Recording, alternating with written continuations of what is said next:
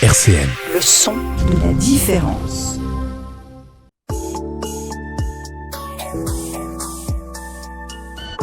Biodiversité sur RCN. En partenariat avec EPOS.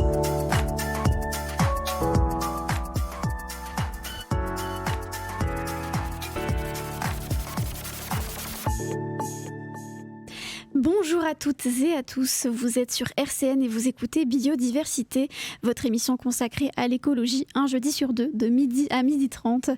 Et aujourd'hui, on est avec Émilie et Christelle de Remise.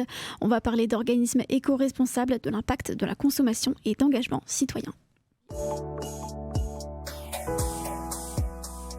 Midi 30, Biodiversité sur RCN, Margot Gross. Salut Émilie, salut Christelle, comment ça va ? Bonjour, merci, ça va. Bonjour, très bien, merci. C'est la première fois qu'on vous reçoit dans cette émission, je suis très contente de vous recevoir aujourd'hui. Merci à vous. Alors dites-moi un petit peu, qu'est-ce que c'est Remise ? Qu'est-ce que c'est Remise ? Remise, c'est une association, loi 1901, qu'on a créée il y a environ 3 ans maintenant.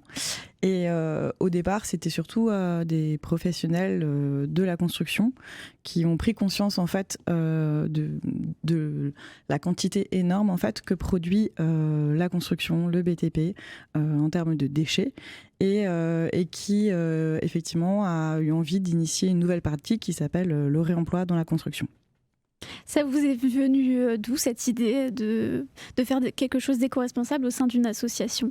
On est architectes toutes les deux et on manquait d'outils pour pratiquer le réemploi dans nos projets. Et c'est comme ça qu'on a créé l'association Remise pour promouvoir et valoriser le réemploi des matériaux dans la construction.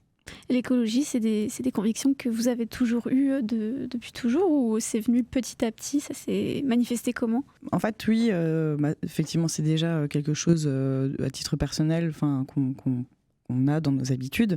Mais du coup, dans le champ professionnel, on sentait que ça devenait... il y avait de plus en plus une distance en fait, entre la pratique d'architecte classique qu'on avait et ce qu'on avait envie on avait envie d'aller au-delà en fait de cette pratique classique et effectivement réfléchir à construire autrement et essayer d'avoir l'empreinte la plus faible possible quand on dessine déjà en fait un plan ou quand on dessine des façades en se disant ce bâtiment-là va vivre et à un moment il va falloir le démolir et qu'est-ce qu'on fait de tous ces déchets ? Et effectivement, soit on les réemploie ou soit on conçoit des bâtiments qui sont peut-être démontables. Enfin voilà, essayer de...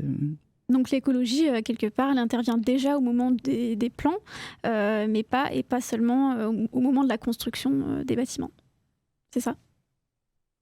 Et toi, Christelle, du coup, c'est quoi l'écologie, c'est arrivé à quel moment dans ta vie exactement ?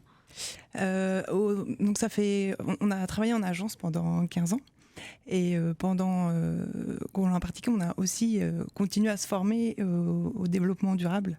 Donc on a participé à des formations avec Classe 4 sur comment construire autrement et de manière plus sobre. Donc, et on essayait déjà de pratiquer ça au sein de notre agence. Et après, en effet, on a voulu aller plus loin et nous, on s'est concentré sur le réemploi. Mais il n'y a pas que le réemploi pour construire de manière plus durable. Vous êtes toutes les deux cofondatrices de l'asso. Cet organisme, il existe depuis 3 ans, c'est ça ? Comment est-ce qu'un jour il y a eu un déclic ou c'est venu petit à petit ? Il y a eu un cheminement qui a fait que vous vous êtes dit il faut qu'on crée cet asso. Comment ça s'est passé ? Alors, effectivement, du coup, dans cette pratique d'architecte qu'on avait ensemble au sein de la même agence, on a commencé aussi à regarder ce qui se passait un petit peu ailleurs et comment est-ce qu'on construise autrement et comment d'autres personnes se fédéraient.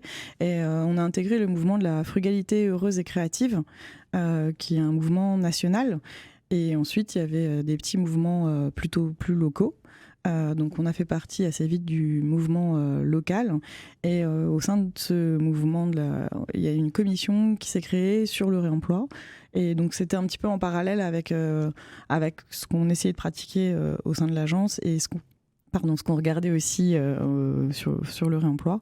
Donc après cette commission, on a décidé effectivement de créer plutôt une association, une vraie association pour vraiment diffuser et valoriser et faire connaître cette pratique. Et commencer à structurer les choses.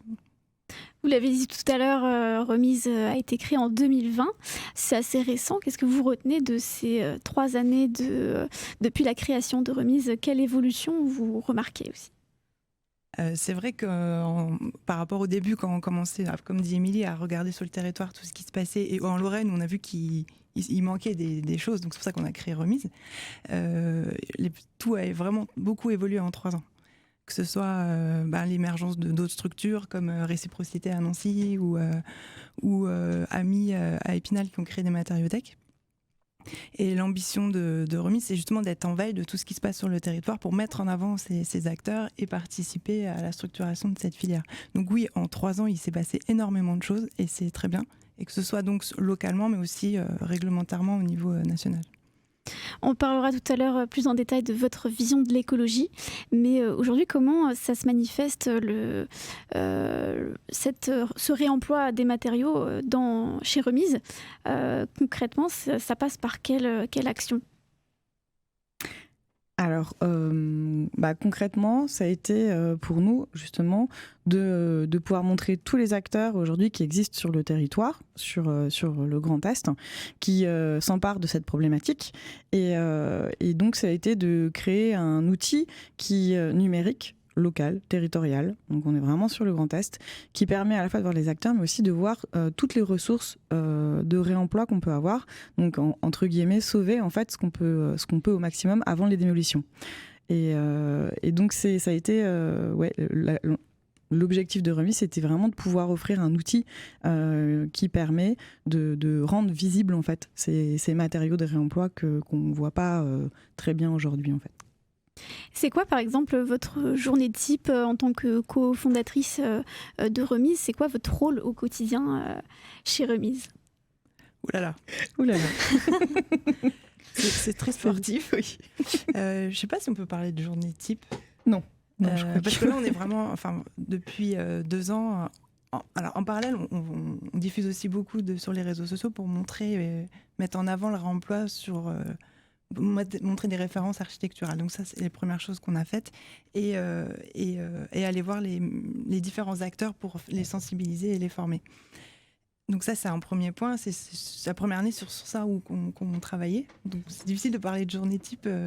Et après, on s'est concentré sur le développement de la plateforme. Donc là, ça fait 1 an où on suit un développement de projet de plateforme numérique on a une équipe quand même. Nous, on est bénévole au sein de l'association, mais on a une chargée de développement de projet.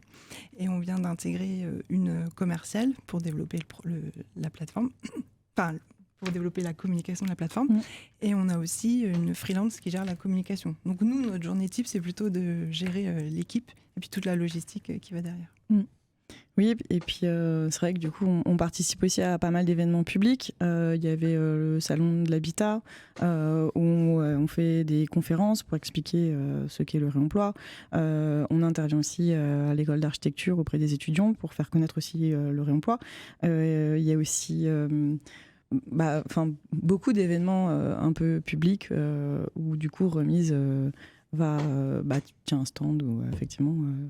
essaye de faire connaître cette pratique. Et oui, il n'y a pas de journée type du tout. Après, on a des bureaux. On a installé à l'Octroi, au sein de l'association de l'Octroi à Nancy. Donc voilà, on se retrouve au bureau, puis on travaille tous les sujets qu'on a abordés avant. Les journées ne se ressemblent pas, du coup ? Non. Non, et puis il y a aussi cette partie de terrain aussi, où il y a aussi cette partie où il faut aller sur les chantiers avant les démolitions pour faire des diagnostics. Il y a aussi cette partie de logistique. Comment est-ce qu'on gère en fait des éléments en pied de chantier pour qu'ils puissent être réemployés. Il y a beaucoup de champs en fait, effectivement, d'intervention et ce qui fait que les journées n'ont pas de pareil. Dans un instant, Émilie et Christelle, vous restez avec nous sur RCN et on parlera un petit peu plus de vous, de votre vision aussi de l'écologie et comment vous l'appliquez dans cette association.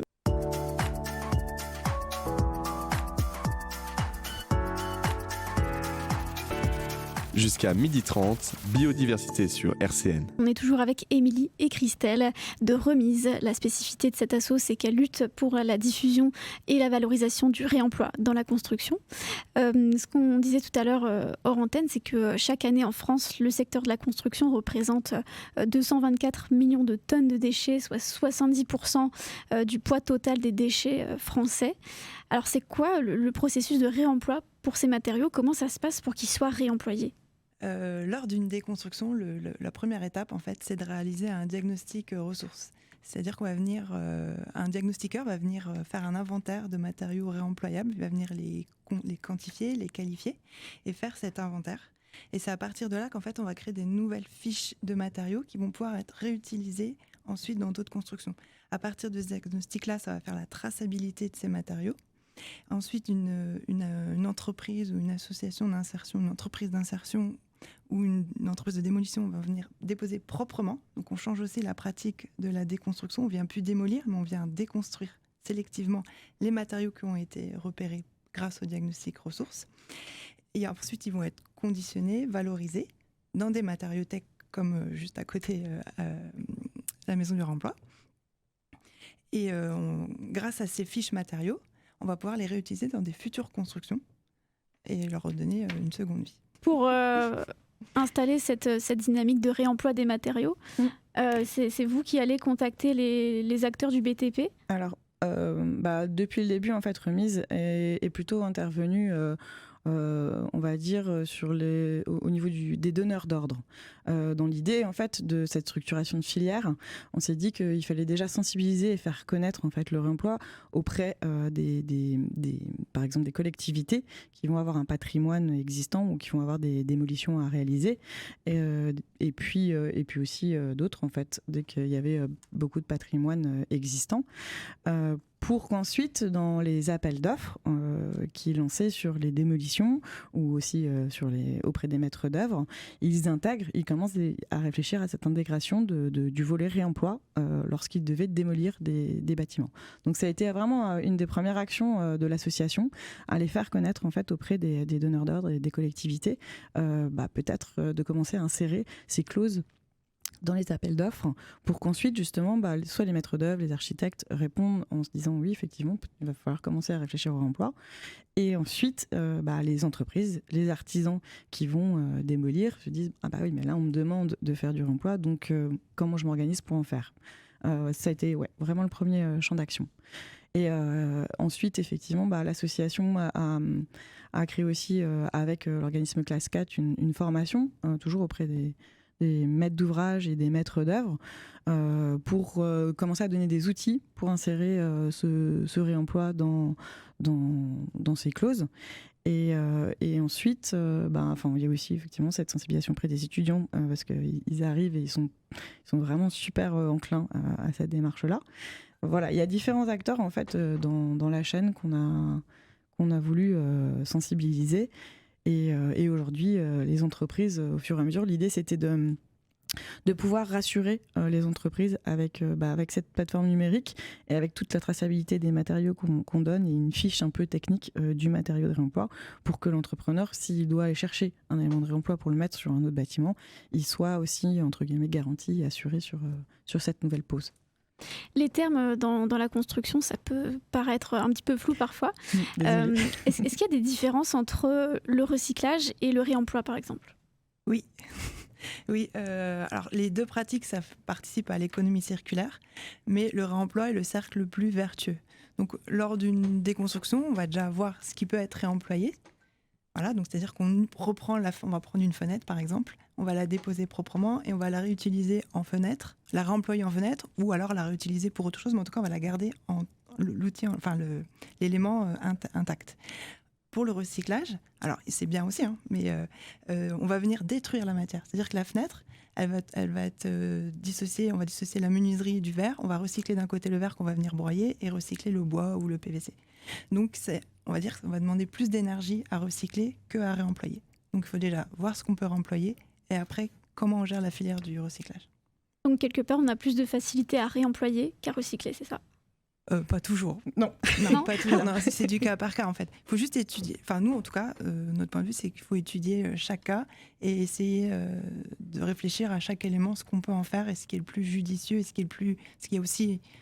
Il faut gérer le coût des travaux et de la démolition. Donc, ce qui est le plus cohérent Juste. par rapport et plus juste par rapport au coût aussi. Il y a beaucoup de paramètres. C'est quoi votre parcours professionnel à toutes les deux, les études notamment que vous avez faites avant de cofonder Remise? Alors, on a exactement le même Oui, parcours. c'est parce qu'on se une connaît histoire depuis- d'amour, en fait. Hein. Voilà. On a fait nos études ensemble à l'école d'archi de Nancy. On a passé notre diplôme ensemble. Oui. Ensuite, on s'est retrouvés à travailler ensemble assez rapidement dans la même agence. Donc voilà. Et puis on a fait effectivement ces formations aussi développement durable assez rapidement en sortant de l'école. Et puis après voilà, on a continué ensemble effectivement sur l'association.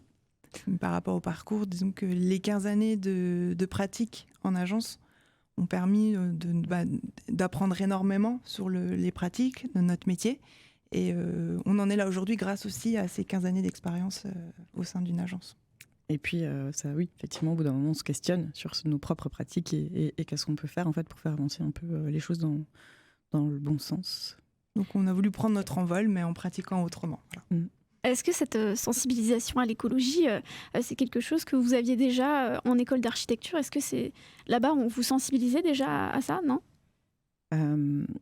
Il y a 20 ans, non, on n'en parlait pas trop encore à l'époque. Effectivement, c'est vraiment la formation qu'on a pu suivre avec Classe 4 en 2006-2007 qui nous a permis vraiment de nous ouvrir à plein d'autres champs de réflexion sur la construction, la ventilation naturelle, les matériaux biosourcés, construire avec de la paille. Enfin, voilà, la géothermie, enfin, toutes ces différentes manières qu'on peut intégrer dans un bâtiment et qui permet effectivement de limiter énormément l'empreinte carbone de sa construction. Et puis cette formation, c'était notre première claque aussi, parce qu'on n'avait pas pris conscience du tout de notre impact par rapport à notre métier.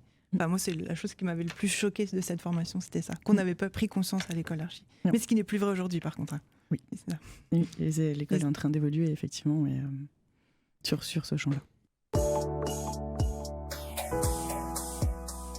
Midi 30, biodiversité sur RCN, Margot Gross. Sur RCN, on est toujours avec Émilie et Christelle de l'association Remise. Vous nous disiez tout à l'heure que le but de cet organisme, c'est de rendre l'architecture, la construction responsable. Alors le 20 juin, il y a quelque chose d'un petit peu particulier qui va se passer, un événement que vous organisez. Est-ce que vous pouvez nous en dire un petit peu plus ?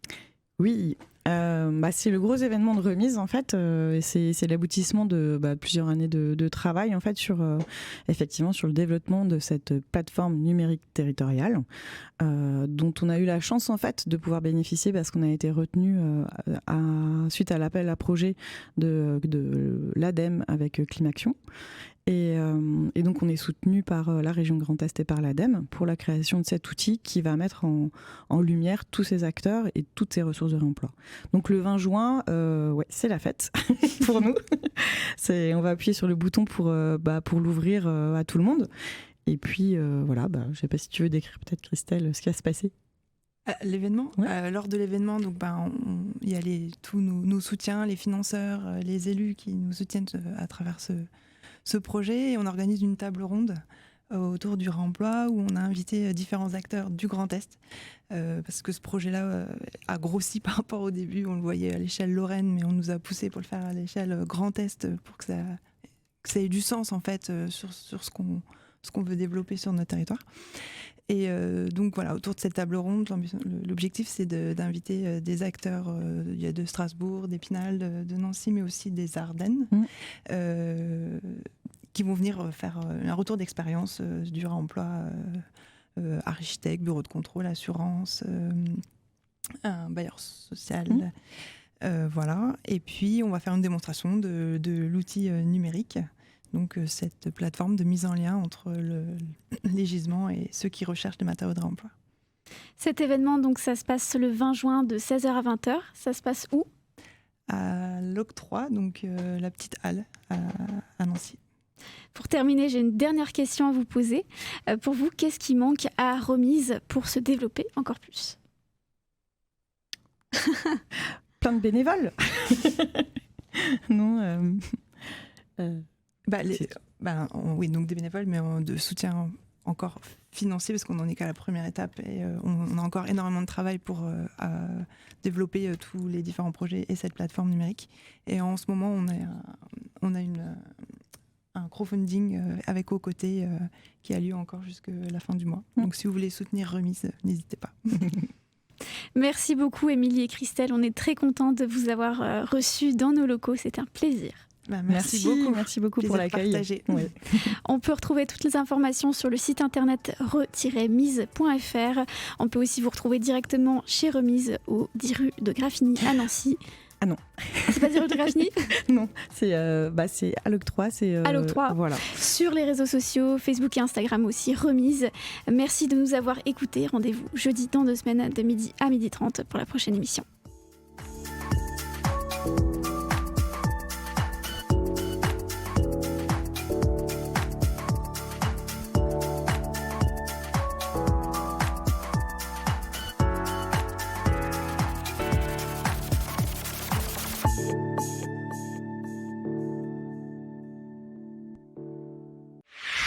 RCN, www.rcn-radio.org